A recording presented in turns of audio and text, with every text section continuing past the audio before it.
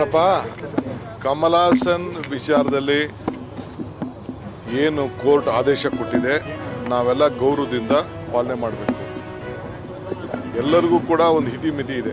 ನಾನು ಮನವಿ ಮಾಡ್ಕೊಳ್ತೇನೆ ಸಂಘ ಸಂಸ್ಥೆಗಳಿಗೆ, ದಯವಿಟ್ಟು ನಮ್ಮಲ್ಲಿ ಒಂದು ಲಿಮಿಟೇಷನ್ ಇಟ್ಕೊಳ್ಬೇಕು. I appeal to all the Kannada activities, please be calm, we should respect the court. No one should take law into their hands. ಯಾರು ಕೂಡ ಕಾನೂನನ್ನು ಕೈ ತೆಗೆದುಕೊಳ್ಬಾರ್ದು. ನಮ್ಮ ಕರ್ನಾಟಕ ರಾಜ್ಯ ಯಾವಾಗಲೂ ಕೂಡ ಶಾಂತಿಯ ಪ್ರಿಯವಾದಂಥ ಇದು. ಅವ್ರ ಅಭಿಪ್ರಾಯ ಹೇಳೋದು ತಪ್ಪಲ್ಲ, ಅವ್ರ ಅಭಿಪ್ರಾಯ ಹೇಳೋಕ್ಕೆ ನಾವು ಅವಕಾಶ ಕೊಟ್ಟಿದ್ದೇವೆ. ಆದರೆ ಕಾನೂನು, ಏಕೆಂದರೆ ಎಲ್ಲ ಜಾತಿ, ಎಲ್ಲ ಭಾಷೆ, ಎಲ್ಲ ಸಂಸ್ಕೃತಿನ ನಾವು ಇಲ್ಲಿ ಡೈಜೆಸ್ಟ್ ಮಾಡ್ಕೊಂಡಿದ್ದೀವಿ. ಬೆಂಗಳೂರು ನಗರ ಇಂಟರ್ನ್ಯಾಷನಲ್ ಸಿಟಿ ಇದು. ಬೆಂಗಳೂರು ನಗರ ಎಲ್ಲರಿಗೂ ಬೇಕಾದಂಥ ಸಿಟಿ.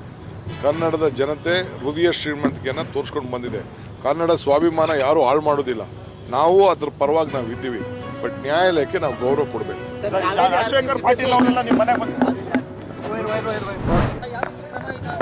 ನಾನು ಮಾತಾಡಿದೆ ಅಲ್ಲಿ, ಈಗ ತಾನೇ ಬೆಳಿಗ್ಗೆ ಮಾತಾಡಿದೆ. ಯಾರು ನಮ್ಮ ವಕ್ತಾರರಿದ್ದಾರಲ್ಲ, ವಕ್ತಾರ ಹೆಸರೇನು,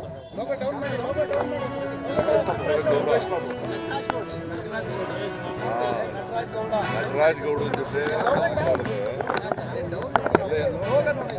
ಬಂದಾಗ್ತದೆ ನಾಳೆ ನಾಳಿದ್ರಲ್ಲಿ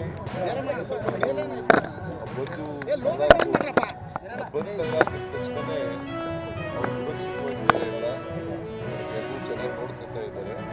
ಅದಾದ್ಮೇಲೆ ಅಲ್ಲಿಂದ ಕರ್ತವ್ಯ ಪ್ರಯತ್ನ. ಕಾಲ್ತುಳಿತ ಪ್ರಕರಣಕ್ಕೆ ಸಂಬಂಧಪಟ್ಟಂತೆ ಬಿಜೆಪಿ ಇವತ್ತು ಪ್ರತಿಭಟನೆ ಮಾಡ್ತಾವ್ರೆ. ಇದಕ್ಕೆ ಕೇಳಿದ್ರೆ ಕುಂಭಮೇಳ ಯೋಜನೆ ಸತ್ರ, ಮೊನ್ನೆ ಸತ್ರ 240 ದಿನ ಯಾಕೆ ರಾಜೀನಾಮೆ ಕೊಡ್ತೀವಿ?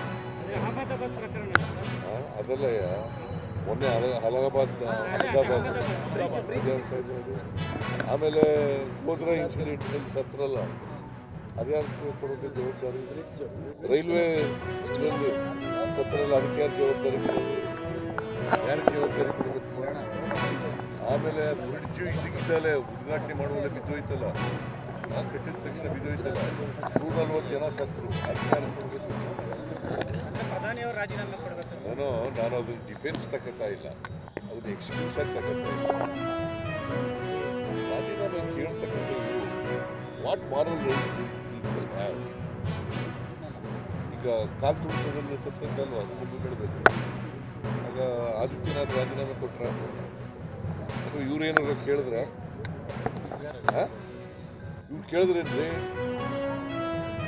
ಈಗೇನು ಇದಕ್ಕಿದೆಲ್ಲ ಏನು ರಾಜಕೀಯ ಮಾಡ್ತಾ ಇದ್ದಾರೆ.